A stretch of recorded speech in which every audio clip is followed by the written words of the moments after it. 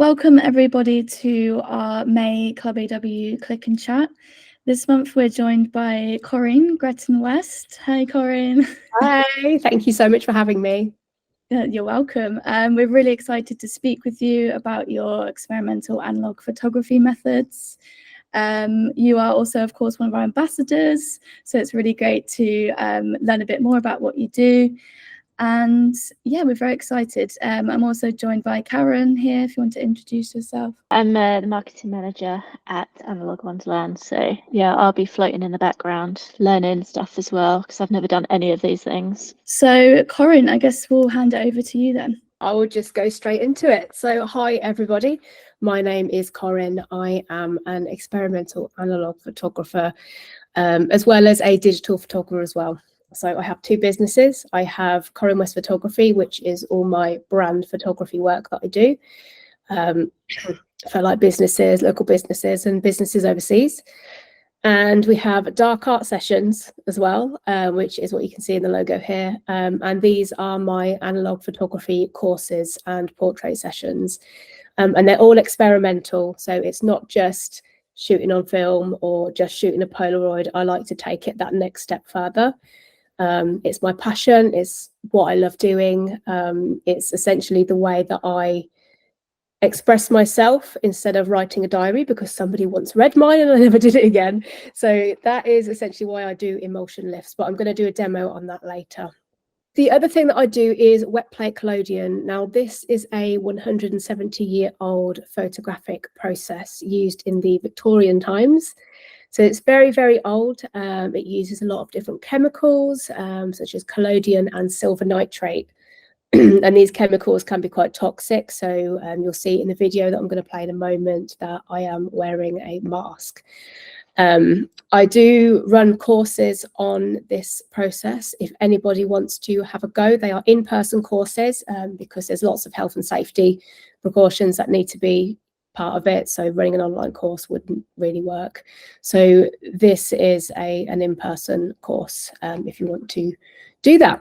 But this is the camera here that I came back from Austria with. Left all my clothes there because I didn't want to pay any more for luggage.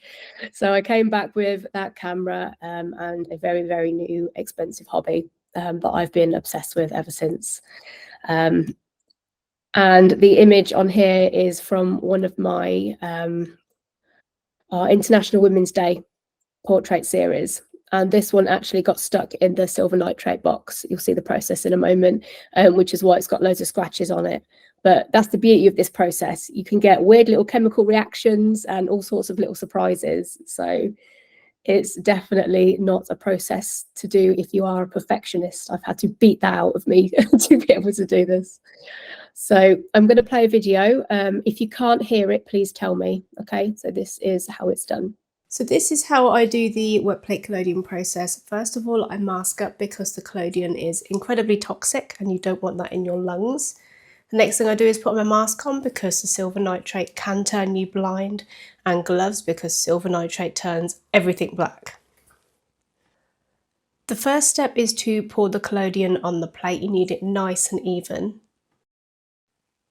Pouring the collodion can take a lot of practice. You can see that I'm moving the collodion around on the plate in order to cover the entire surface. And then we pour the remainder back into the bottle. Here you'll see me continually agitate the plate to make sure that it dries evenly. The next step is to put the plate in the silver nitrate, and this is the part where it makes the plate light sensitive. This is contained in a silver box, so it's concealed in complete darkness. And then we wait 3 minutes. From here we need to work in red light, so I am turning the camera to night vision. This is the part where we load the plate into the plate holder. When we take the plate out of the silver nitrate, we need to make sure that it's not dripping everywhere because, as I said earlier, it stains everything black and that's not good. When the plate is in the plate holder, make sure you wipe the back of it again just to get all the excess silver nitrate off because it will end up dripping out of the plate holder. So from this point, we have about 10 minutes to actually get the exposure. So I like to make sure I have everything set up ready to go before preparing the chemicals. And today we're shooting a really cute bunch of flowers. So now I'm loading the plate holder into the camera and lifting the slider up and taking the exposure. After that, we close the slider and then it's time to develop the image.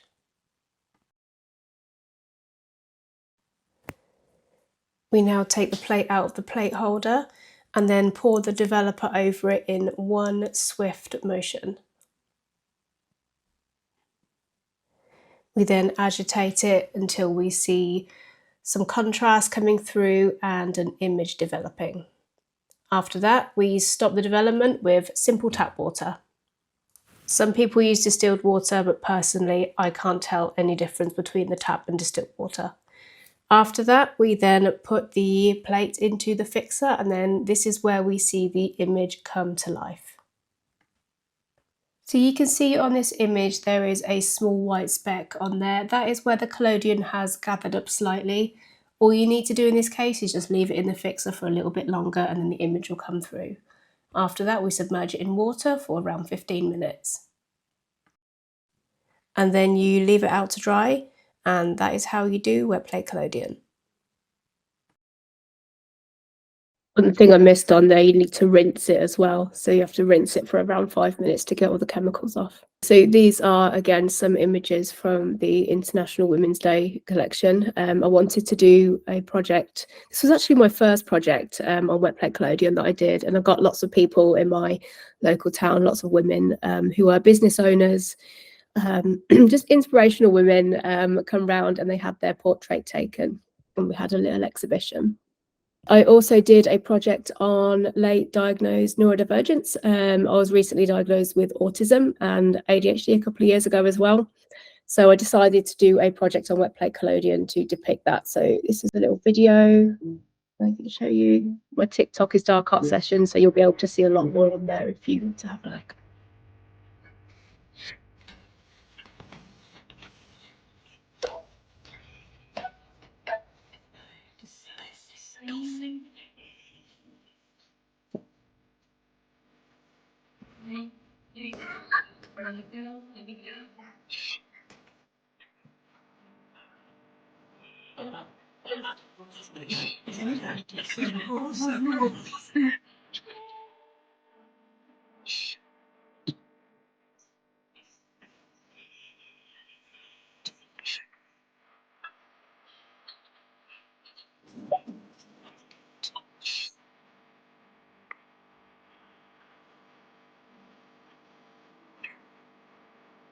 And these are some of the images from the late diagnosed neurodivergence collection.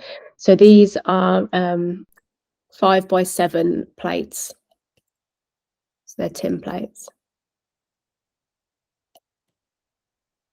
Okay. I recently had this exhibited at Discover Northampton. That's actually no longer there, but I do have another exhibition in Discover Northampton, which is only on for the next couple of days. It's been up all month, and they're my emulsion lifts. But I just want to talk about this image quickly. This one actually won me the In-Camera Artistry Photographer of the Year awards with the Society of Photographers. So I'm super, super proud of that. And this image was a bit of a disaster, actually, because everything just went wrong with the chemicals, but I just rolled with it, and then I just thought, oh, I'm going to submit it and see what happens, and I won. So if you make any mistakes, just roll with it. And these are the other things that I do. So I do cyanotypes, which is essentially plant-based photography. So what you do is you put your negatives or items onto a bit of paper, and then you put this solution on, plant-based solution, and then you put it out in the sun or under a UV light, and then you make images that way. And then, of course, we've got emulsion lifts, which is what I'm going to show you today. Another thing that I do, nobody has seen these yet. I've only just received these, so thank you, Analogue Wonderland. I'm very excited to receive these. So this is something called film soup. I'm sure some of you may have heard of it. If you haven't, it is a very fun process. of when you submerge a roll of film into a solution of whatever you want.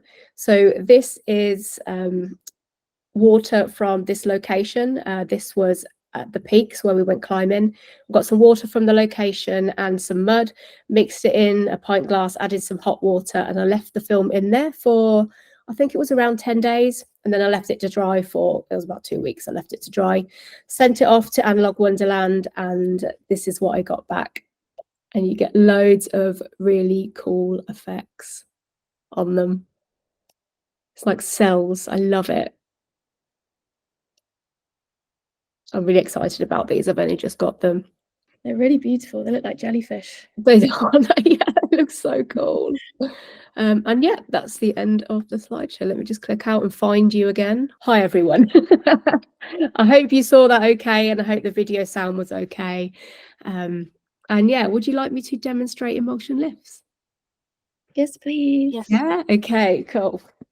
Right, got it all set up here, so forgive my living room. Okay, so this is a Polaroid that I printed earlier. I printed this on the Polaroid Lab. Do you want me to show you quickly how this works? Yes, please. Yep. Okay, so you can get this from Analogue Wonderland, by the way. Just saying. So how this works, this takes images from your phone and puts it onto Polaroid.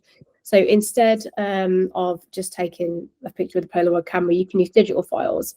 The other thing that you can do with it is your film photos that you can download from Analogue Wonderland. You can then put onto your phone and put onto Polaroid.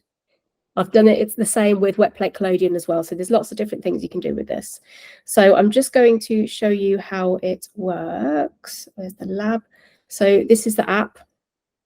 Okay, and then we just choose a photo real quick. So let's do one of the film soup ones. I don't know how this is going to turn out, but we'll see.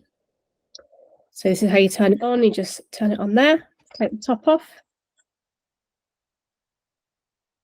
and then click across, and then you have to make sure the brightness is all the way up, and then put this on the top. It'll tell you when it's ready. Sometimes it doesn't tell you when it's ready. Let's pop that down again. Has to be aligned perfectly.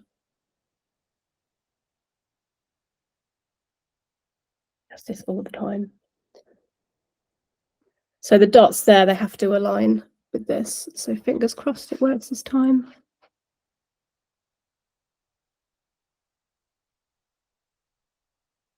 Oh, it's really playing up today. 1 second, guys. Right, retry.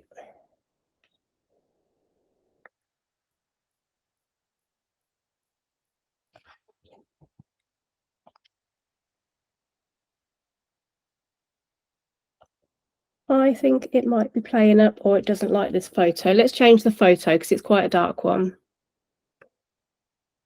So let's Polaroid. You know what, this has worked so well for me all morning. And the minute I've got an audience, it's like, nope. So let's try It's this. always the way. Always, always. It will work. It always does. There we go. So it will make that noise, and then you press the button. And there you go. And then you wait for it to develop. What a lot of people do is start shaking it. You don't need to do that. Just leave it, and then it will develop on its own. So that's how you use the Polaroid Lab. So if you've got any images that you've taken on a night out on your phone, you can put them on there as a little memory as well. But I will show you how to do an emulsion lift now. Okay. So we've got an image here. I'm going to use this one. And then you cut around the edge. So what I'm doing is I'm extracting the emulsion from the inside of this Polaroid film. So you cut around the edge. Oh, the one thing you can't do is you can't do this on Instax. So this process is only done on Polaroid film. You can do it on Polaroid Go film, but it's very, very delicate. I got annoyed with it, so I stopped using it, but this film's all right to use. So this is black and white 600 film. Okay, so what I'm going to do real quick is add some boiling water to a tray.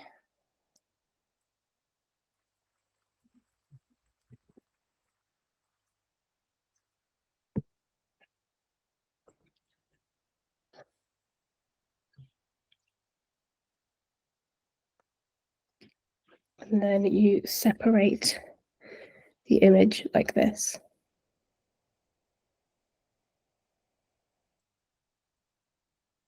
So when you take the photograph, I would wait about 15 minutes and then develop it.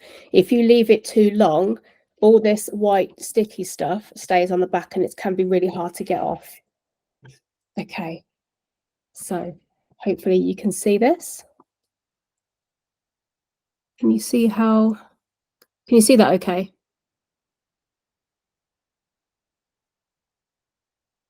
You can see it all peeling off. Yeah, it's all going floppy. Yeah, it comes off like a jellyfish, and then you just move it around to get all the little white bits off. And that's the inside of your Polaroid film. And then you pop it into a tray of cold water, which I've got here. I'm just going to move this down. Is it quite delicate, Corrine? It looks like it Yeah. could be fixed, but it Yeah. seems like you know what you're doing. You can move it about. It can be a little bit like heart surgery. So I did some demonstrations when I was lecturing at the Uni of Northampton, and some of the students loved it and some of them were like, I'm never doing this again. So yeah, it's I'd say it's a bit like Marmite. You either love it or you hate it. But if you're just starting with this, black and white film is a lot easier to use. Color film is a lot more delicate. Okay, so you can use a brush to do this, but I use my hands just because I'm used to doing the process. So then I hold it to the top and then pull it down. So you do need to use images with a lot more detail, like mid-tones, because otherwise you can't really see what's going on. But if you can just roll this out, and the more you roll it out, the more of the image you'll see. I recommend using soft brushes. So makeup brushes, I would say, are a win. I just got these off of Amazon. Just try and get rid of all these little white crumbly bits. And then you pull it out.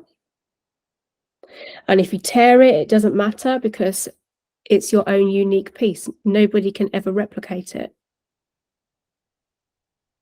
And that's how you do it. And then you just leave it to dry. But look how much bigger it goes compared to like an actual Polaroid. You can spread it out so much.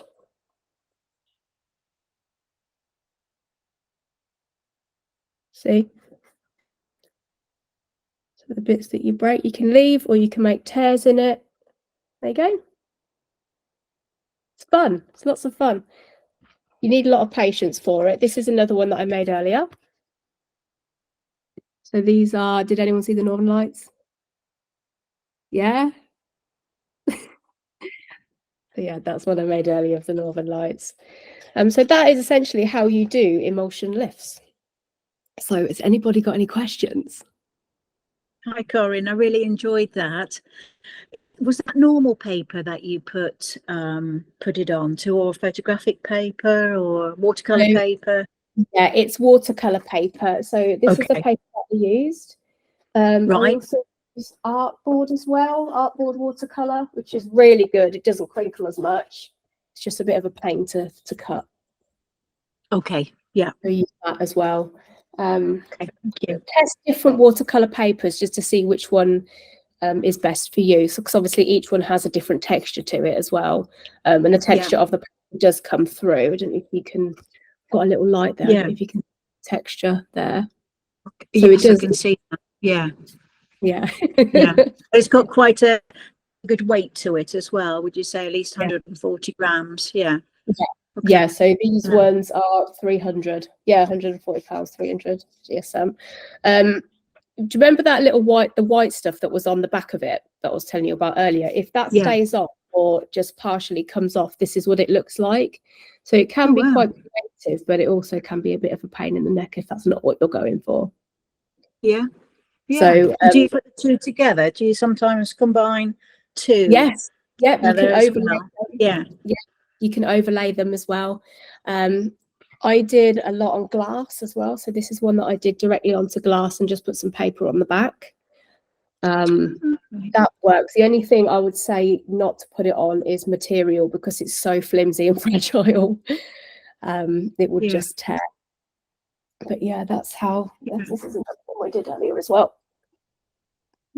Thank you. Oh, wow. And, Yeah. so yeah, it's lots and lots and lots of fun. Thank you. So if you've done any images on film or anything like that, you can use the Polaroid Lab and see if you can get creative with it that way. Yeah, and it's just the Polaroid film, just to be clear. Yeah, It's just can't. Yeah. The Instax one is a complete different chemical combination. I did try it, but it's just like powdery, so there's no way of lifting it, unfortunately. But Polaroid film, 100% yes. I use I-type and I use 600 film as well. Okay, and that's all available, I guess, from Analogue Wonderworld. Yes, it is. Yeah. All available. Super, thank you. Okay, thanks very much. Thank you. No worries at all. I can show you it again if you want. I've got another one here if you want me to have another go and show you. So the water does need to stay hot, otherwise it can be quite tricky to separate it. So this one actually has been sitting here for about half an hour, maybe a little bit longer. So we'll just see how it behaves. Let's try this. So I'll move it down so you can see. So cut around the edge. Has anyone ever had a go at this? No? Nope, no.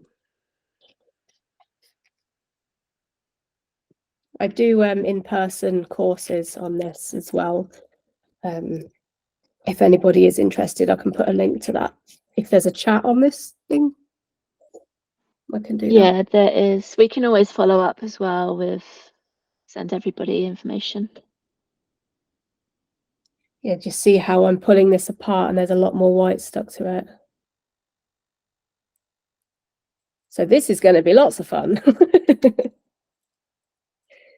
But it's a good job that we're putting it onto white watercolor paper, which reminds me I need to cut some for you so you can see.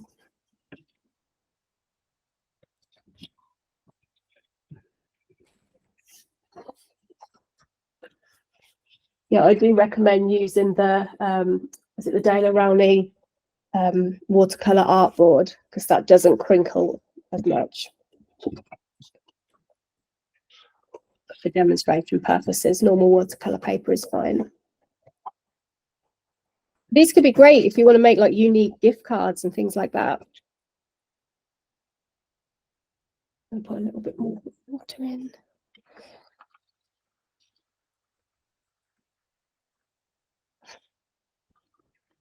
Okay.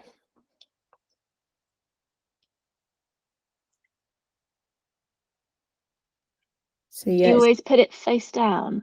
Yeah, always face down, because so it peels off that way. So you want the shiny bit face down, because this is separating from the shiny bit now. So all the little white bits came off, thankfully.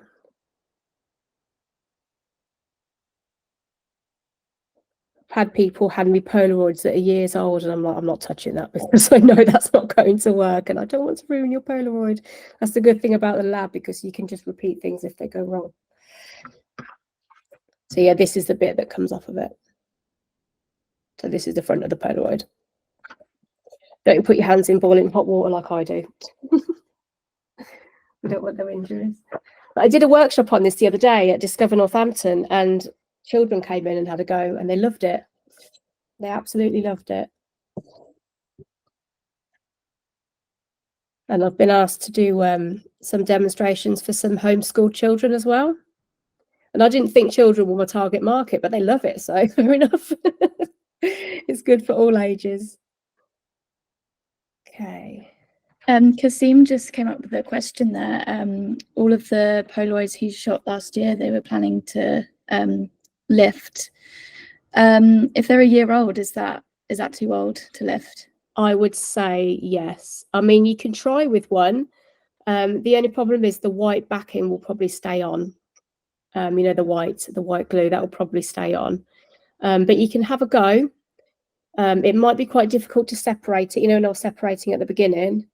Try submerging it in water at the same time as separating it, just to try and see if you can.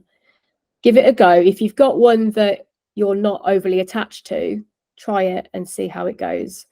Or if you get the lab, you can maybe sort of make some extra prints of it, digitize them, and you could do it that way as well. So maybe scan them in, digitize them, and then print them on the lab.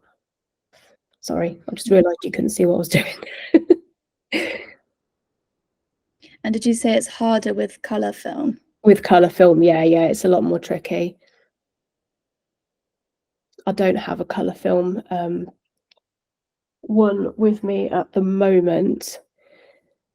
That's the thing with the lab. Once you put the Polaroid in, or with all the Polaroids, once you put the film in, you can't sort of take it out and swap it, can you? So we're stuck with the black and white at the moment, but it behaves pretty much in the same way. It's just a lot more flimsy, a lot more transparent.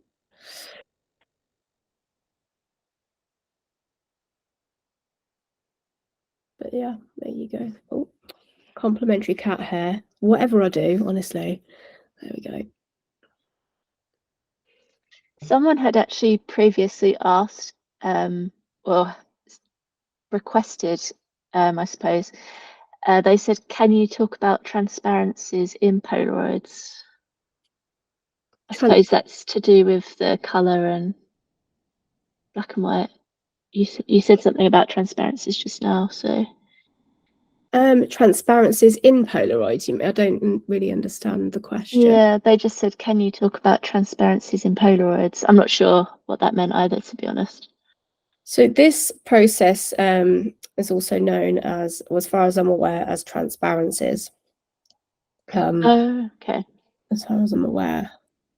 Unless there's something else that I'm willing to discover and demonstrate. There's loads of different things you can do with Polaroids.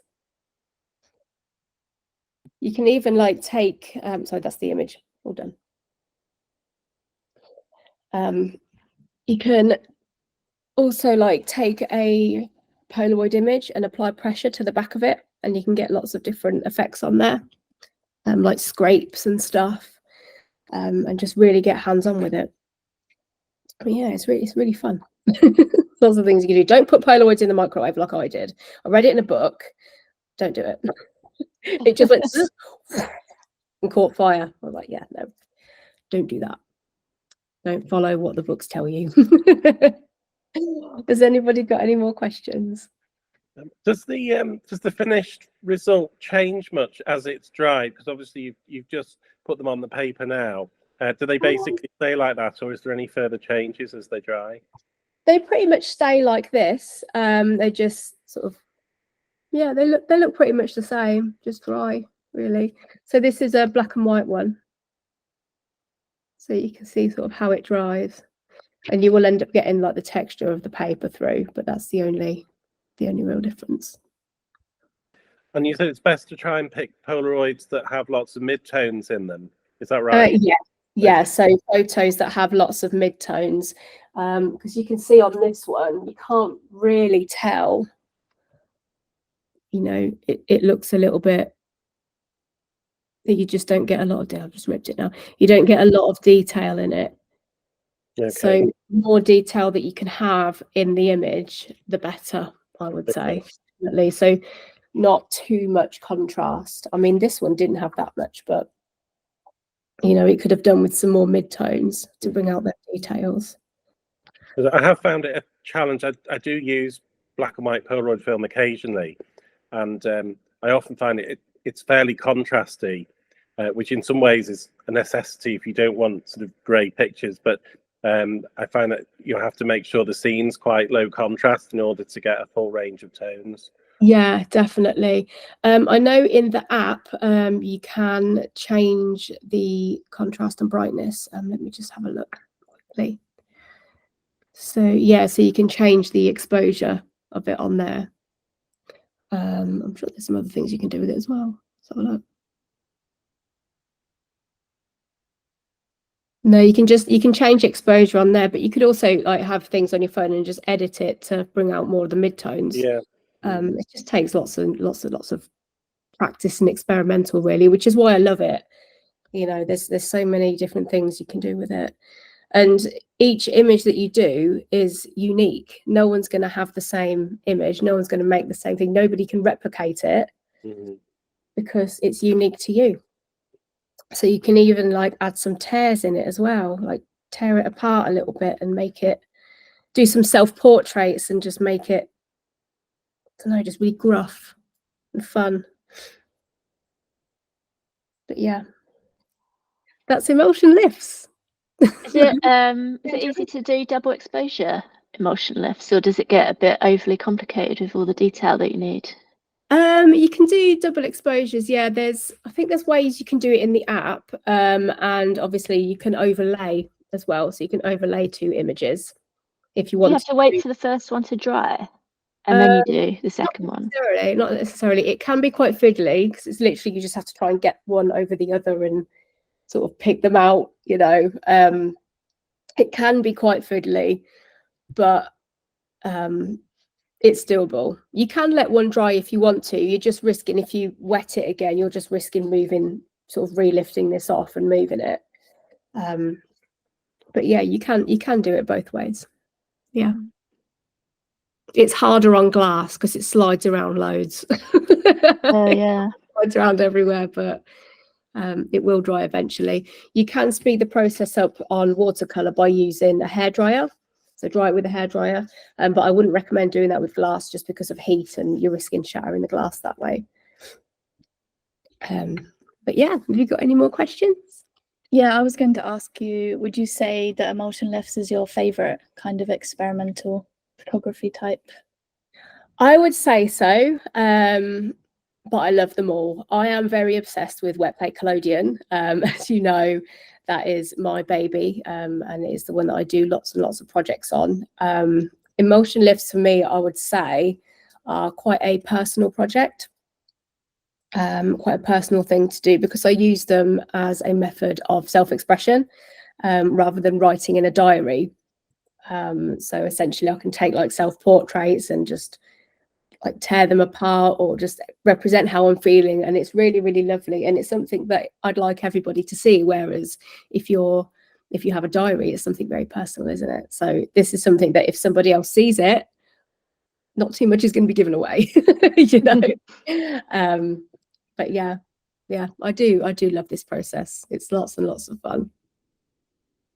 That's amazing. Do you have any more information about your like in-person courses as well? Like, are they on particular dates, or do you kind of arrange with people as to them? I've got some particular dates that I can send in the chat box now. I've got some dates available, but if there's a group of you that can't make any of those dates, I'm happy to do to actually arrange a specific date with you.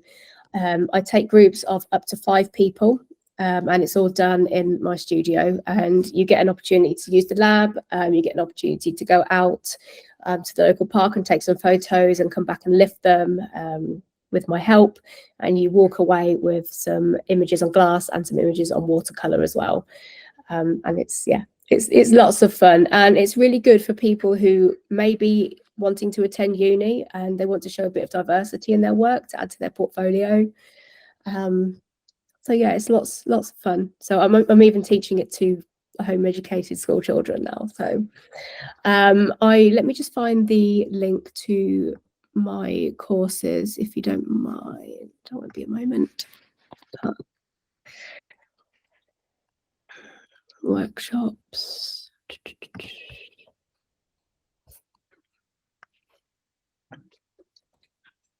Okay. So here you go, there's the chat. So this is the dates, these are the dates that are available. If you click on that link, and you can book in straight from there. They're from my studio in Northampton. You can cut around the border, tear off the back bucket. Oh, yes, I know what you mean, Kasim. Yeah, sorry. Yeah, so if anybody wants to book a workshop, then feel free. And if there's any of those dates that you cannot do, I'm sure I can work with you to make a date available. And I can travel to you if needed. And do you have online workshops as well, don't you? What's the difference between the two of those? So excuse me, I do have online workshops. They are still in progress. I was hoping to get them ready by April, but as some of you may know, we had a lot of deaths and loss in the family within 1 month. So a lot of it was put back. I am working on somebody who makes courses now. I want this to be done properly, and I want you to get the best out of it. So you're going to be learning lots of different things like film soup, emulsion lifts. You'll be learning cyanotypes, anthotypes, lots of different things. And I want to put it in as one big course that people can sign up to and learn on their own. I'm hoping that this is going to be done, or we're aiming for September. So I know it's a little bit later than planned, but a lot of things happened, unfortunately. But it is in progress. I am still filming for it. And as soon as it is available, I will let you know. And we're still looking for 5 people to be part of it as well. So all you need to do there is sign up to the mailing list, and then you'll be in with the running to have a space on my online analog photography course. Amazing. Thank you. Yeah. Can I ask you about the wet collodion? Is it very difficult to get hold of the materials if you want to do it afterwards at home? It sounds a fascinating process. It is it's such a fascinating process. Yeah. I buy my chemicals from a lovely guy called Gareth. There are a few collodion practitioners who make the chemicals and can ship them to you. So if you're interested, I can give you their details. I am hopefully going to be making my own soon. I'm just in freeze mode at the moment because the chemicals are quite toxic, and I want to make sure I do it properly. So I'm probably going to head off to Austria and learn that in person, and then come back and do that, because I've got a mentor in Austria that does this. But yeah, there are people that make it and will sell it to you. So drop me a message if you want to, and I can send you their details. Yeah. Thank you. No worries. Is it harder to do double exposure on those? Because you did like loads of double exposures on those wet plates. No, so it's not that difficult at all. It's literally you do it all in one exposure. So you put the film in, the plate in, and you lift the plate holder up so it's exposing, and then just literally sit that way, then press the trigger for the flash, and then move again, press it again, and then close it and develop it. So it's all done in one exposure. Yeah, it's pretty easy. Pretty easy, easier than I thought it would be. Self-portraits are difficult if you don't have anybody else looking at the back and making sure it's in focus. But yeah, it's a lot of fun, lots and lots of fun, and you can do it on glass as well. They're called ambrotypes, and then what you do is you varnish the back with black varnish, so you can see the image. Yeah, that's cool. Yeah, it's really fun. It's really fun. That's how they used to do it back in Victorian times. They used to do it on glass, and then use the glass as a negative to expose onto the carte de visite photo paper. Yeah, it's good. Where do you get the plates from as well? So again, my friend Gareth makes them. Gareth Jarvis, he makes them. So he puts like this this black sheeting on it as well. So you've got the tin and you've got this black material, and then that's where you pour the collodion. He makes that and he cuts it all for me. But with regards to glass, I cut my own glass myself. So you just use a glass cutter. Be really careful, score it and then snap it, and then you've got your own glass pieces. So yeah, if you've got any like spare glass laying around, you could do that. Just be careful with cutting glass. That's cool. Yeah, thank you. Yeah, it's fun. It's a lot of fun. Would you say that it's quite hard to get hold of those materials? Like, are they quite common, or, you know, obviously you're lucky that you've got a contact? Yeah, I mean, I don't think it's too hard to get hold of them. You can literally just buy like the silver nitrate powder online and with the distilled water, and you mix them together. With regards to the collodion chemicals, I'm not sure. I don't think it's that difficult to be able to buy them separately. But I can let you know. I can do some research and let you know on that one. Nice. Thank you. Yeah, fingers crossed I'll be making it myself soon. But I'd say if you're going to do wet plate collodion, buy your chemicals from somebody else first. And if you want their contact details, I can send them to you. And don't wait 6 months to do it. Just go for it. Just do it. I was literally in freeze mode because I was so scared of actually doing the process because I didn't want it to go wrong. Honestly, just do it. It's such a good process. Don't do it near any naked flames because the chemicals are very flammable as well. And no animals or fur babies around because the collodion is a heavy gas and we don't want to cause any harm that way. And always wear a mask and goggles and gloves. Maybe one day I can do a full demonstration on wet plate collodion for you. Yeah, that'd be really cool. Are there Does anyone else have any other questions before we go? No. Everyone's so quiet. I think it was quite a lot to take in. It is, yeah, it is. The tonality on the wet plate collodions that you showed before was really nice. You know, the still life of the flower. They do seem to bring out a lovely tonality, don't they? Yeah, they really do. And if you look close enough, you can actually see like the little silver particle. Oh, it's just beautiful. It's lovely. The scariest part is varnishing it at the end because that's when you can just ruin everything you've just done. I've got plates that I haven't varnished. I'm like, it's too good. I don't want to varnish it yet. I'm not doing it yet. How long do they last if you don't varnish them? Do you know what? I don't actually know. I've got plates that I'd done probably a couple of years ago and they're still fine. But yeah, I do need to have a varnishing day. One good way of varnishing is if you get like an Amazon box or something and spray water in it and then put the plate in and varnish it because the water gets rid of all the dust. It catches all the dust and drops it down. Do it that way. My struggle is that I have cats. Cat hair gets everywhere. It's literally in this water right now. It gets everywhere no matter where I am. So yeah, just out of the way of animals, out of the way of dusty places, and use the Amazon box technique and the water before varnishing anything. No, amazing. Sounds good. Was there anything else that you wanted to mention before we go? I don't think so, no. As I said before, I've popped the link to the workshops in the chat. If anybody wants to have a workshop on wet plate collodion, let me know. And the details are all on the website anyway. And if you have any questions, feel free to drop me an email. Oh, quick question. What inspired the name Dark Art Sessions? Oh gosh, so it's the connection to sorcery. So back in the Victorian times, people used to think that taking a photo took part of your soul, and it was known as sorcery.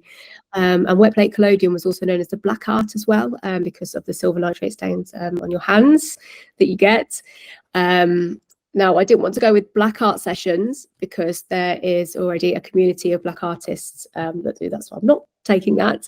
So I went for dark art sessions to sort of have the connection to sorcery as well. So yeah, that's why. People think it's witchcraft. It's not, it's photography. It's a bit of both. It's a bit of magic, really. It really is. Yeah. I mean, imagine sort of in Victorian times, like you didn't know really what photography was, and it was a form of sorcery. It's just incredible. But yeah. And you had those fraudster spirit photographers as well. That they could photograph the dead. Yeah, a lot. There's a lot. It's an interesting time. Yes, it really, yes, amazing. Thank you. I definitely learned a lot. When you were showing all the slides, I was just like, I didn't want to interrupt, but I was like, it's amazing. It's so good. Oh, thank you. Thank you. Thank you so much. Yeah. There's lots more to come, I think. Thank you very much. Yeah, watch this space, everyone. Lots more from Corrine. Yes, definitely, definitely. Thank you so much, everybody, for coming.